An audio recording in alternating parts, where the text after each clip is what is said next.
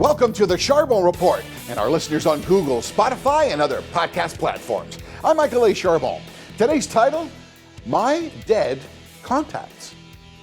In 1973, John F. Mitchell and Martin Cooper used a 4.5-pound handset to make the first cell phone call.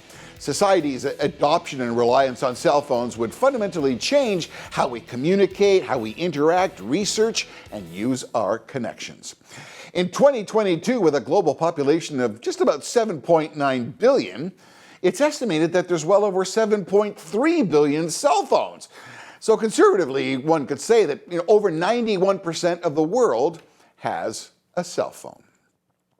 In June of 2022, New York City, they removed the last two payphones from New York streets. Society no longer has to memorize cell phones because, Siri and Google and your contacts, they do all that from your cell phone and even from your car, for goodness sakes. Multi-platform updating of phones and computers, it ensures that most of us have those new numbers and it's all stored away and up to date. So when someone asked me the other day, they said, Michael, when did your dad die and how old was he? I kind of knew, but I immediately checked my contacts. That is, if I had a contact from my late father. See, my dad, he never owned a cell phone. And he had no use for an email address. It was called postage stamps. So digitally, my dad didn't exist yet. Oh, well, I had his birthday and the day that he died on my calendar, but no official contact information. I'm going, goodness. See, back then, kids, you memorized telephone numbers. Like your times tables, 12 times 12, Telephone numbers, they really were our first PIN numbers. Needless to say, I made a contact for my dad. No email, no cell, but birth date, years married, several nuggets, kind of like a genealogy, ancestry.com, quick notes kind of thing. Then I realized I have lots of dearly departed people's birthdays and anniversaries in my calendar. People I worked with who had passed that I still had complete, full-blown contacts for. Wife's name, kid's birthday, what they take in their Starbucks, the projects that we worked on together. So what do I do with my dead contacts? I feel guilty erasing them. It's almost like I'm disrespecting them. I want to honor them and remember them. But, do I update their contact and put rest in peace beside their name? Or what do I do? Do I keep them on my favorites because I like to see their picture? It makes me happy. Do you keep saving that last message of a dear friend as a digital souvenir? A message from someone who will never return your call?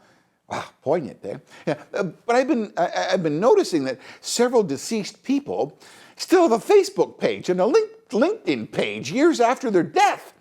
What's even freakier is when I get a Facebook like from a dearly departed person. That's woo, Have you ever dialed a recently deceased contact to hear their voicemail announcement just one more time? I have. Imagine the messages left by passengers of 9/11 on the United Flight 93 out of Newark, remember? After learning of the planes crashing into the World Trade Towers, those poor people, they knew it wasn't going to end well for them. 37 phone calls were made by 13 passengers and flight attendants. The famous quote was from one of the 33 who were about to rush the cockpit. Let's roll.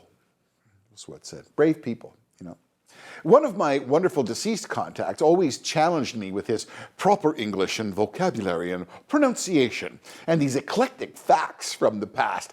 Millsy would say phrases like selling old rope or hoist by your own petard or polygot or apothecary. Who uses those words? But I never thought upon his death and his departure that I would keep those notes and continue to enjoy them as his memories. It was kind of really cool. I still do.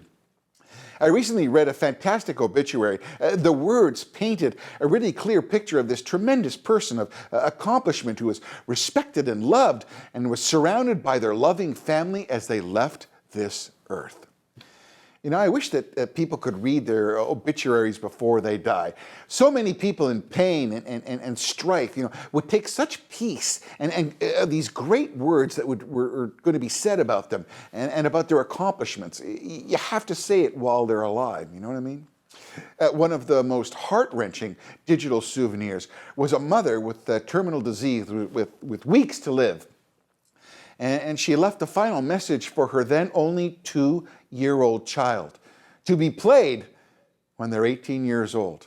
Or the other one was with instructions to play this on that day in the future at your wedding so she could be there with you too. Imagine thinking ahead like that. I mean, it's heart-wrenching but amazing. It's sad but brave and very, very touching, all wrapped up in one emotional salad, right?